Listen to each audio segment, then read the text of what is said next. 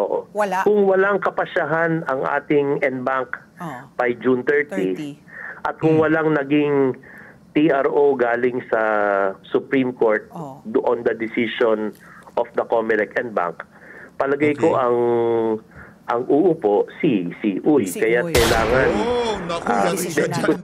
Naku, yari si Benny Abante dito. Narinig niyo ba yun, mga kababayan? Si Congressman Joey Uy pa rin uupo. Yan, no? Di ano ka na, mag-refund ka na kay ano.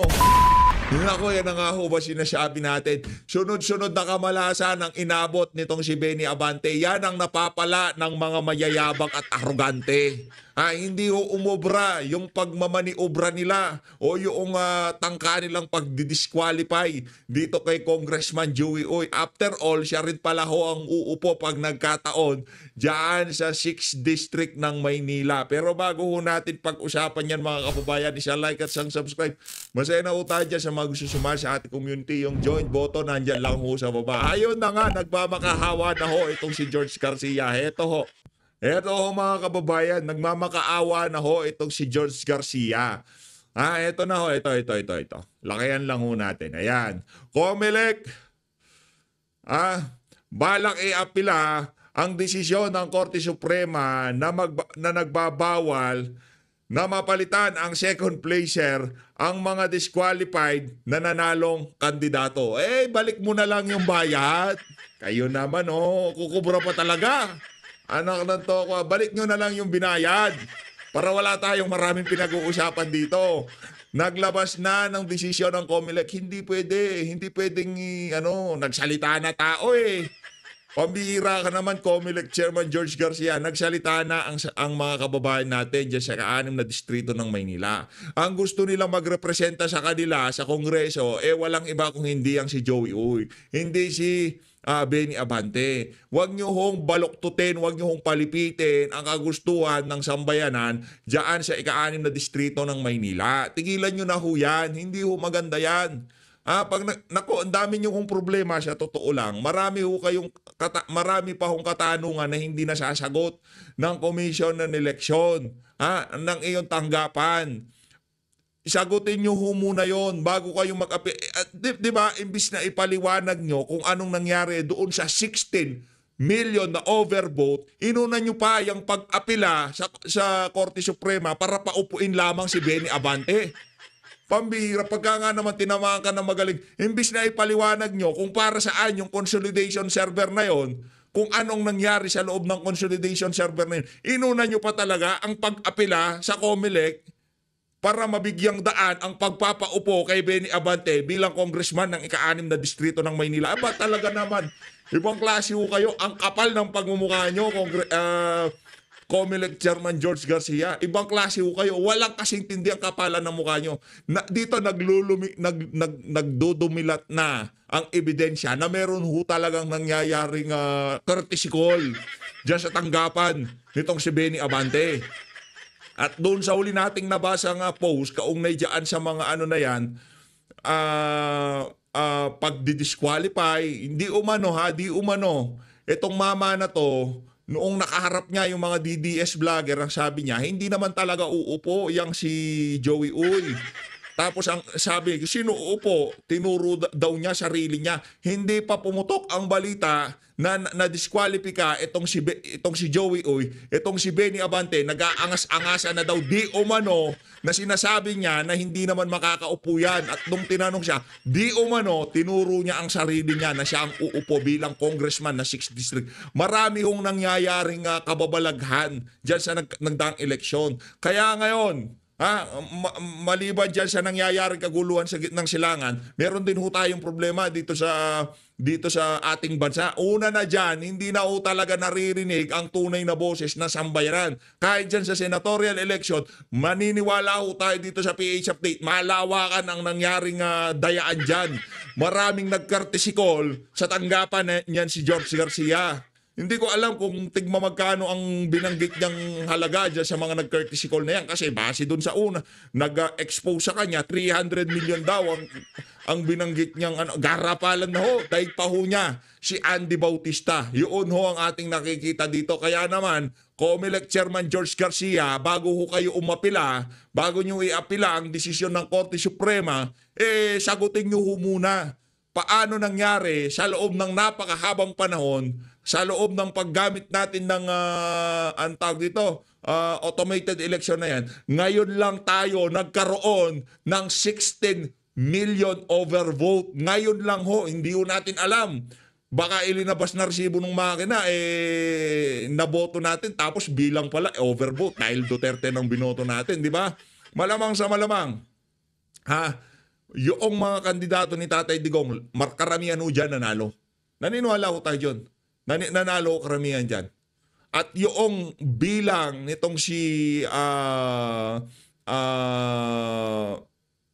Senator Rodante Marcoleta, bawasan mo lang ng konti yan o bawasan mo lang. Ganon na ganon din ang nakuwang boto ng ibang mga kandidato nitong si dating Pangulong Rodrigo Duterte. Jimmy Bondok, pumapasok ko yan sa number 12 etong si Atty. Vic Rodriguez, Pastor Kibuloy, lahat ho yan. Meron nung yung awareness niya nung bago matapos ang election. Napakataas na ho mga kababayan. Tapos all of a sudden, biglang bibigyan mo kami ng ganitong resulta. Kaya naman, manawagan ho tayo na ma-impeach yang si George Garcia. Sa gayong paraan, makakakita ho tayo ng kahit papaano na pagbabago diyan sa COMELEC. Kasi habang siya ang nandyan, yung Miro system mananatili dyan. Habang si George Garcia nandyan, kada election natin, meron 16 million overvote. Habang si George Garcia ang COMELEC chairman, every election, meron ho tayong 16 million overvote. Maraming nagkakartisikol. Yan ang problema natin. Mga kababayan, rekta na ho tayo dito sa naging talakayan dyan sa ASPN. Naku, matindi ho ito. ASPN, ito sila ito sila Ma'am Ali Soto. Ito, pakinggan ho natin tong si Ma'am Ali Soto. Game. Suprema.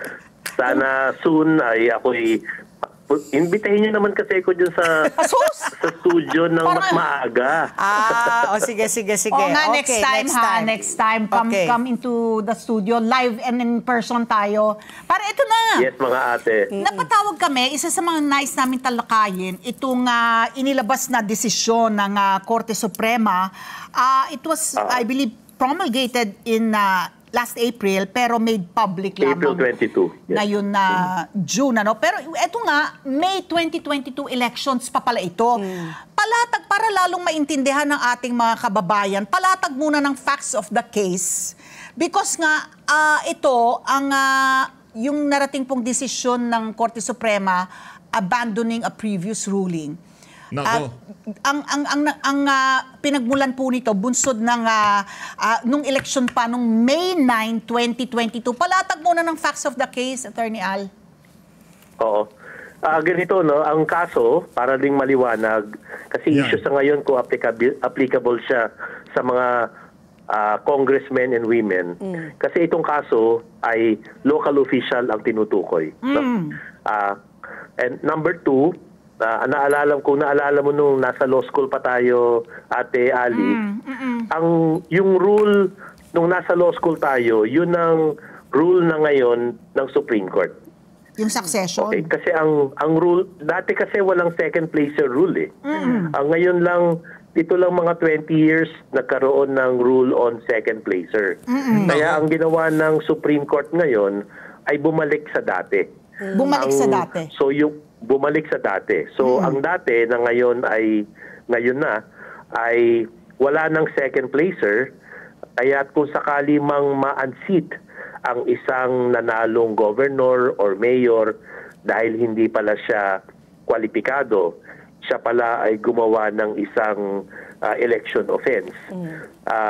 Ang rule na ngayon ay magkakaroon ng tinatawag nating permanent vacancy.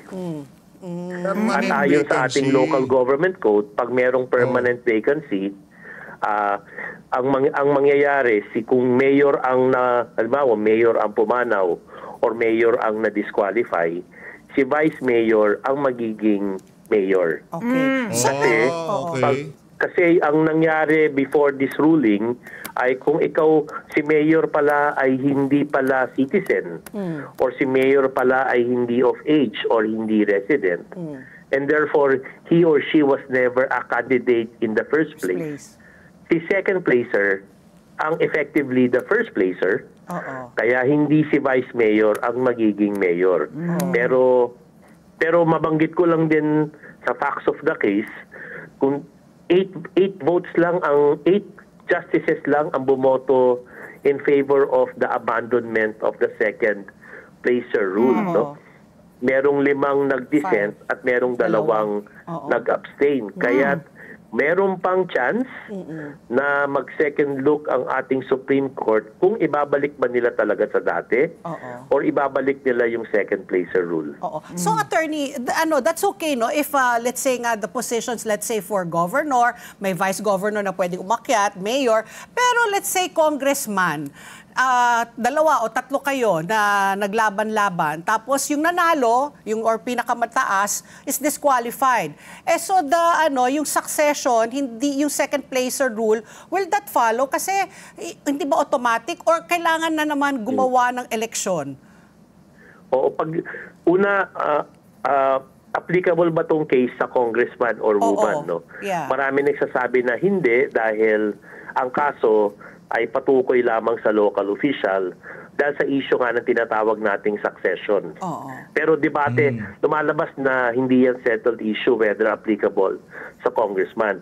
Kasi sa congressman and congresswoman, wala tayong rule on succession. Yes. No? Kasi sa ating sasaligang batas, pag magkaroon ng vacancy sa posisyon sa House of Representatives, even sa Senate, kailangan magpatawag ang chamber ng eleksyon. At ang eleksyon ay hindi siya automatic. Kaya kung napapansin nyo itong mga nakaraang taon, hindi kahit na may pumanaw na kongresista, hindi nagpapatawag ng eleksyon. Ang nangyayari is si speaker o isang kongresista ang nagiging caretaker for that particular district. Pero kung mangyari naman sa party list, di ba sa party list merong listahan? Nominee, 10 na. So kung halimbawa natanggal si number 1, si number 2 ang magiging magiging kinatawa ng partido na yon. So mas malabo. Let's talk about yung binigay na rasyonal ng Korte Suprema kung bakit inabandonan niya yung second placer rule at binalik na naman sa succession. Dahil daw ang talunan na hindi pwedeng manalo. Kasi hindi naman siya nanalo, hindi naman niya nakuha yung mayorya ng boto. And therefore, bakit natin bibigyan ng premyo yung natalo? So, ang mangyayari na lang, bakante yung position at si vice mayor becomes the mayor, the vice governor becomes the governor. Kung vice governor, vice mayor yan, yung senior board member, senior councilor naman, ang magiging vice governor. So, merong ranking, merong succession na tinatawag. So, Attorney Al, yung sa case po ni Congressman Abante at saka ni Congressman-elect Uy, paano kaya mareresolve yun? Kasi, di ba, parang pre-claim, sabi ng COMELEC, pwede na si Abante. Kasi dapat daw hindi daw naturalized, hindi daw Filipino citizen, natural born. Si Uy. Paano mareresolve yan? Kasi Congress nga, walang succession, walang successor, 'di ba? Mas marami alam natin kay Uy, kaya nga siya yung dapat ang nanalo. Pero what happens now? Siyempre iba ang posisyon ni Uy sa posisyon ni Abante sa applicability of this case. Ang sasabihin ni Uy, ako ay qualified. At kung sakali mang sabihin ng Supreme Court eventually na hindi ako qualified, hindi si Abante ang uupo pagkakaroon ng vacancy. Ang posisyon siyempre ni Abante ay the second placer rule applicable pa rin sa akin dahil ang desisyon kay Mango Datato, itong bagong lumabas na desisyon, ay hindi naman patukoy sa local official, hindi patukoy sa kongresista, pero it only involves local position. So, abangan din natin kung ano mangyayari dyan. Ang nabasa ko lang sa dyaryo ngayon, Kaka-file lang ni Uy ng kanyang motion for reconsideration sa naging kapasyahan ng ating COMELEC division. So kahit hindi pa rin final yon. So in the meantime, pagpasok po ng 20th Congress, sino munang uupo? Temporarily or wala? Kung walang kapasyahan ang ating NBank by June 30, at kung walang naging TRO galing sa Supreme Court on the decision of the COMELEC NBank, palagay ko ang uupo si Uy. Kaya kailangan... Naku, naku, yari si Benny Abante dito. Narinig niyo ba yun, mga kababayan? Si Congressman Joey Uy pa rin uupo. Yan. No? Di ano ka na, mag-refund ka na kay Mr. Courtesy. Di ba? Punta ka na, mag-courtesy call ka ulit.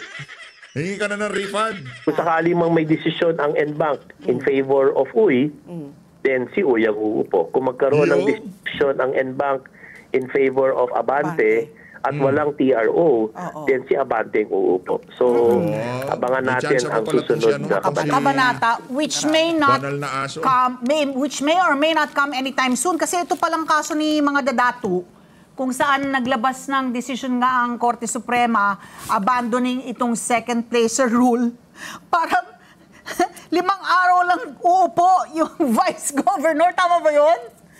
Kasi May 2022, tapos itong ang nahalal na Governor ng Sultan Kudarat, si Dato Pax Ali Mangudadatu, unseated siya because of the Supreme Court decision dated June 19.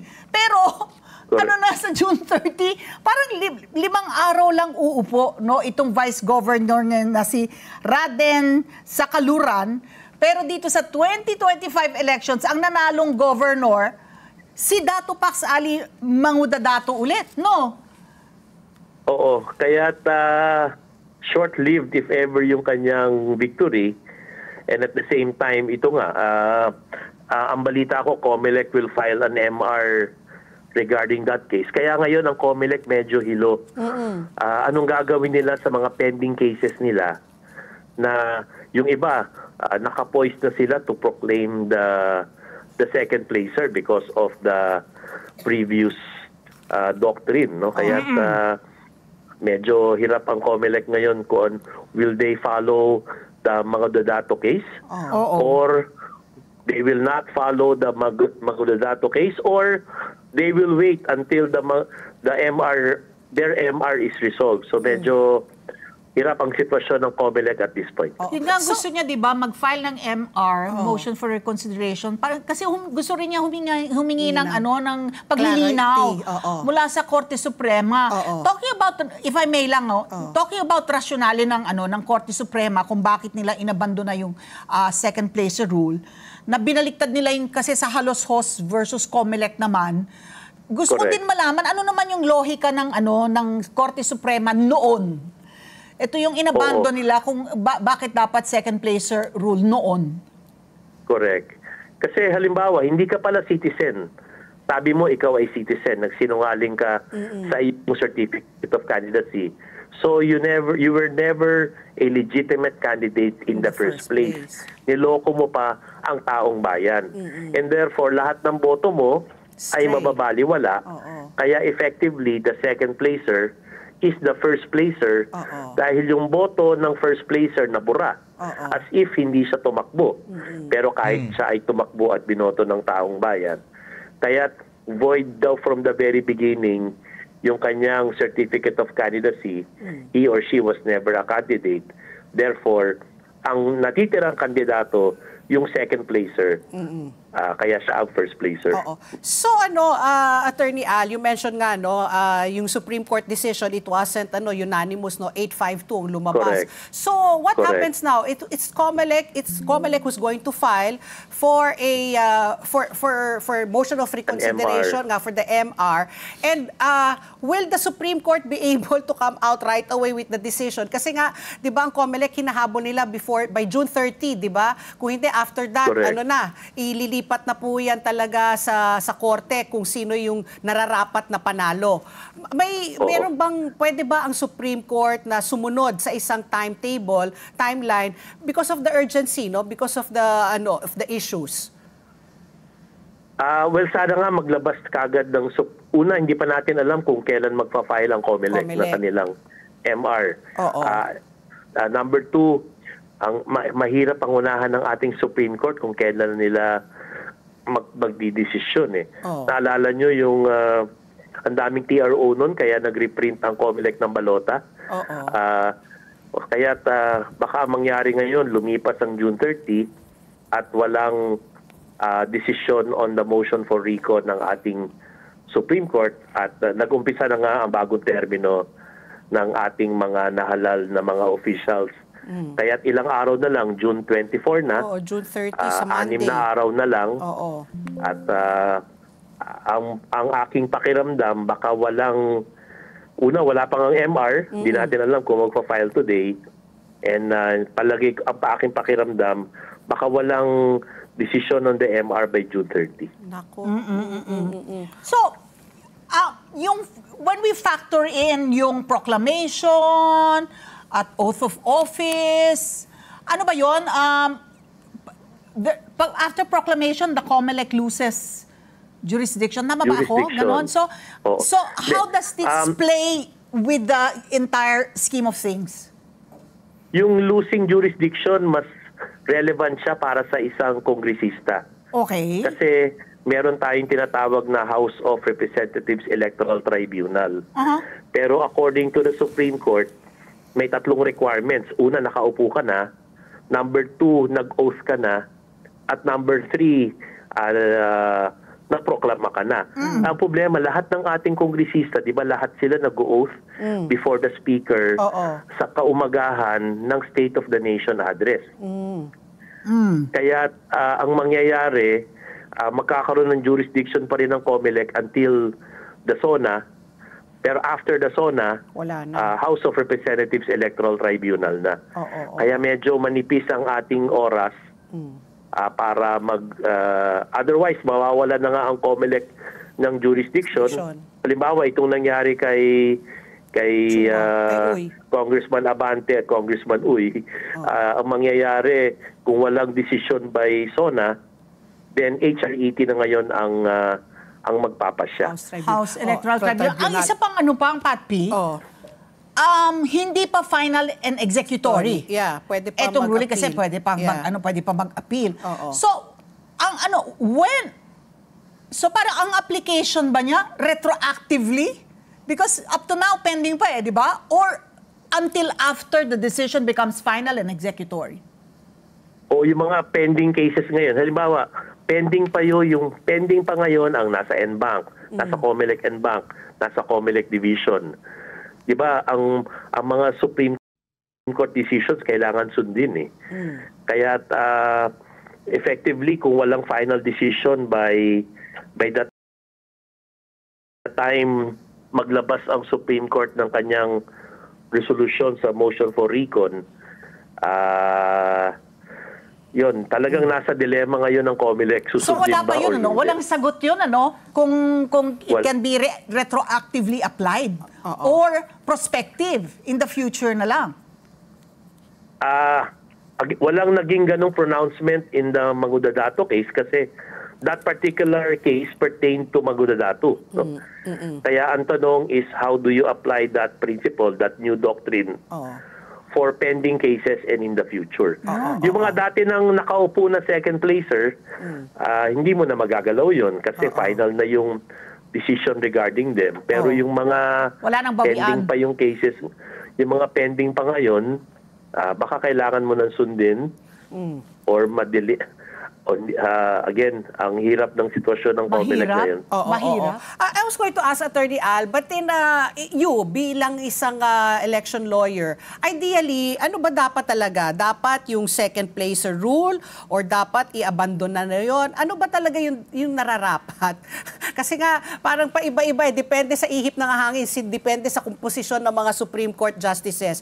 Pero ideally, I'm sure this is not a unique case naman, no? Yung mga ibang bansa na meron naman mga eleksyon din. Ano ba yung dapat? Una, sinabi nga ng Supreme Court na walang batas na nagsasaad kung ano ba dapat.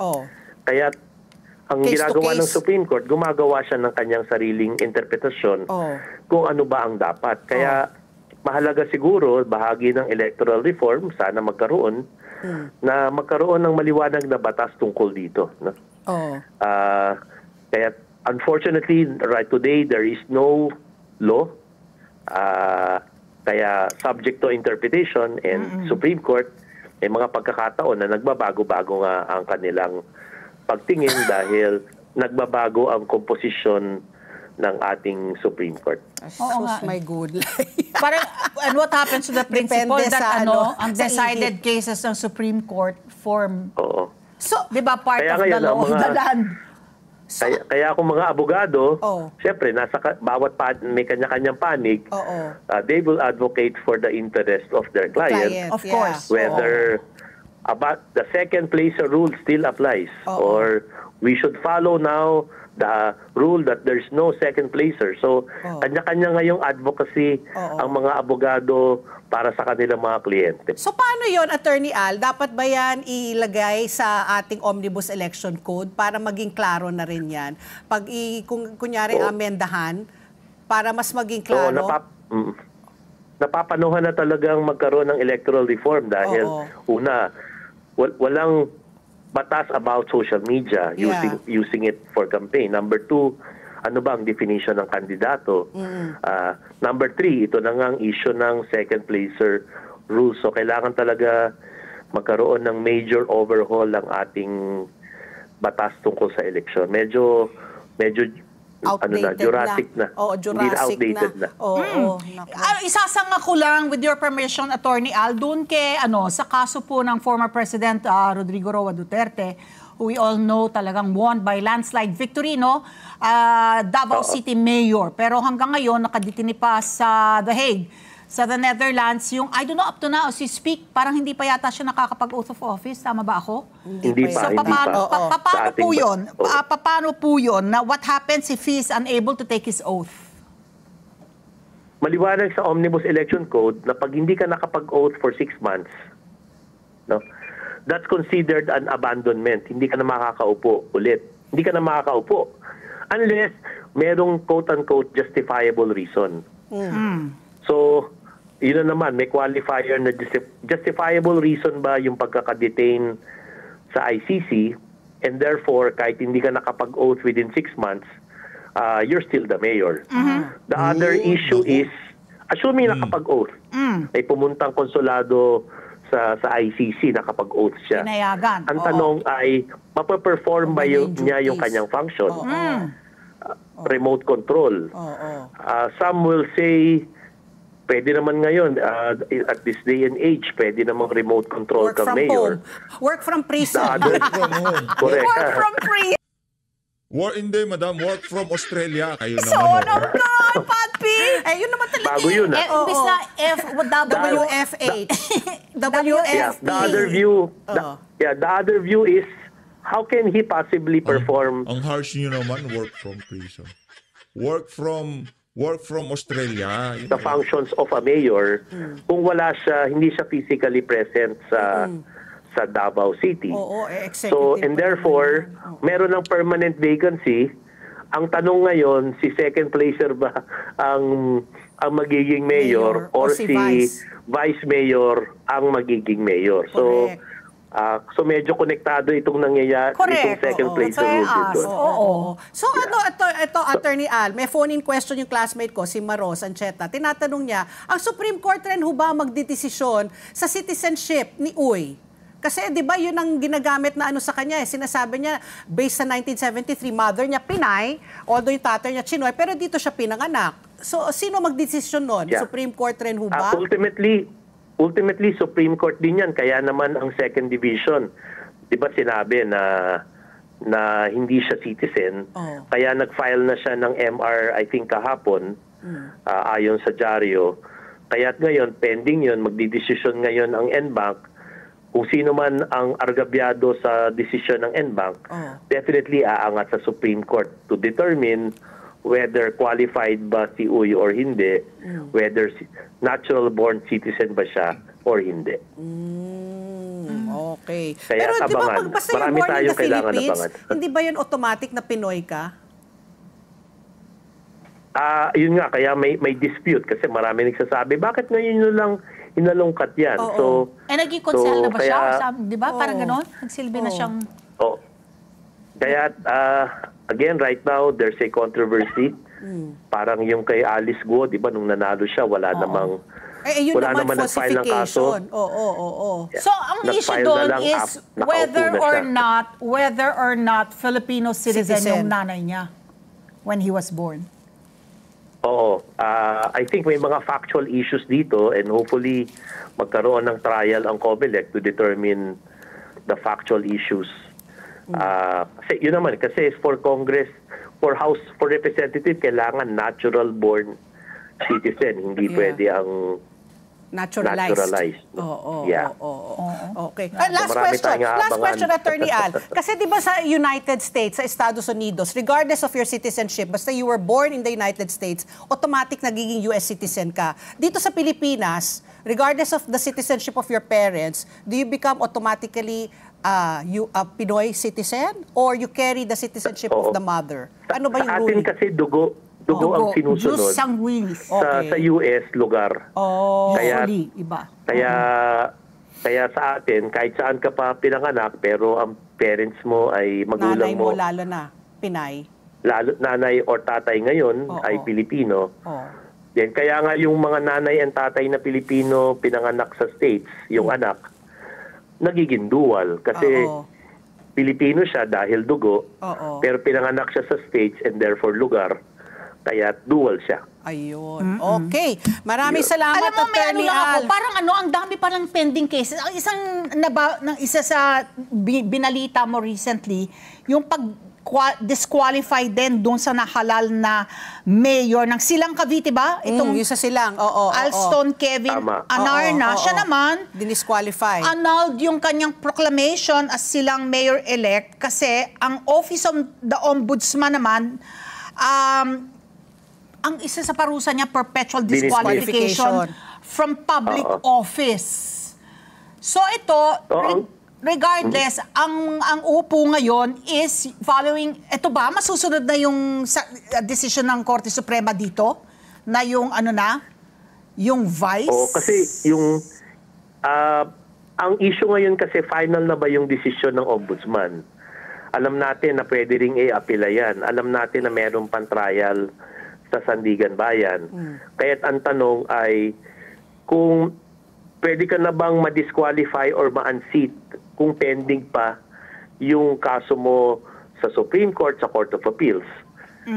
Although immediately executory ang decision ng Ombudsman, hindi ibig sabihin na siya ay final.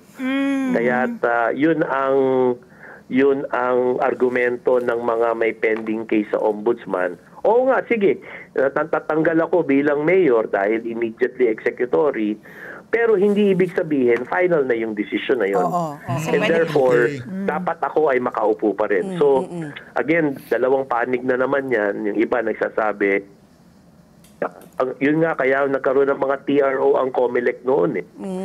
Kasi, although TRO pa lang yun, hindi pa natin alam kung anong sasabihin ng Supreme Court, whether makakaupo nga sila or hindi.